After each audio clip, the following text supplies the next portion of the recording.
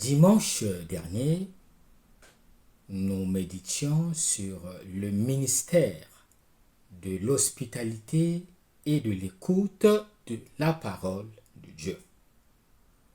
Nous disions qu'en entrant dans la maison de Marthe, Jésus est honoré de deux manières différentes. Marie est assise aux pieds de Jésus et écoute sa parole sans bouger. Marthe est très occupée par la préparation de la table. Jésus est honoré par l'acte d'amour consistant à servir et à écouter sa parole. En tant que communauté chrétienne, l'invitation était d'adopter l'attitude de Marie. En effet, Marie, en écoutant la parole, veut accueillir le Seigneur en elle, devenir son réceptacle. Le thème des lectures bibliques de ce 17e dimanche ordinaire de l'année liturgique C est la prière. L'Évangile parle de la prière. La première lecture évoque la prière d'intercession d'Abraham. Le psaume responsorial prolonge le texte de la Genèse par une prière de remerciement ou d'intercession. La deuxième lecture n'a pas de lien avec le thème. Cependant, en évoquant le baptême comme union avec le Christ mort et ressuscité, elle peut nous ramener au fondement d'où part notre prière.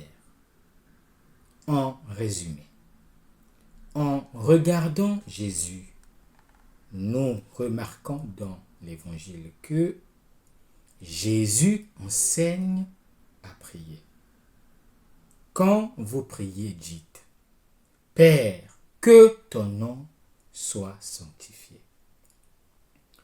Jésus n'a pas simplement enseigné une formule de prière à répéter mécaniquement. Elle constitue le modèle inégalé de la prière du chrétien et de l'Église. Toute prière chrétienne doit être configurée à celle du Christ.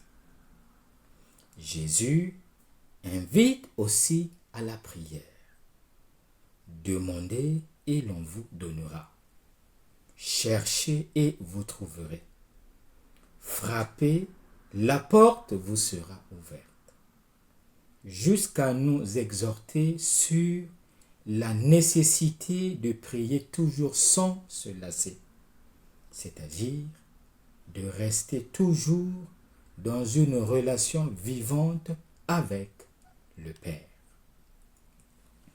Jésus nous invite donc à nous mettre en harmonie avec lui, sous la direction de son esprit, en laissant émerger notre réalité plus profonde qui est celle d'être fils de Dieu. Quel est l'enseignement à retenir?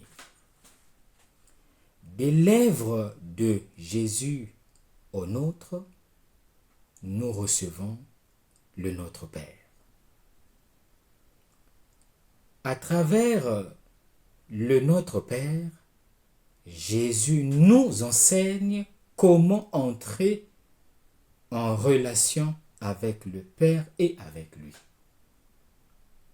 La prière est essentielle parce qu'elle exprime et nourrit notre relation avec Dieu. Mais ce qu'il faut cultiver, ce n'est pas la relation avec la prière, mais c'est la relation avec Dieu. Celui qui prie se mettra à la suite de Jésus. Celui qui prie saura écouter sa parole. Celui qui prie se comportera en tant que prochain comme le bon samaritain. Prier dans le contexte actuel n'est pas facile parce que nous vivons dans une société sécularisée. Très souvent, nous n'avons pas de temps pour Dieu. Que devons-nous faire? Il nous faut renouveler le courage de prier. Il est nécessaire de créer des espaces de silence qui favorisent la prise de conscience intérieure. Il nous faut renouveler la conscience de la présence dans un monde où l'homme et ses œuvres l'emportent toujours.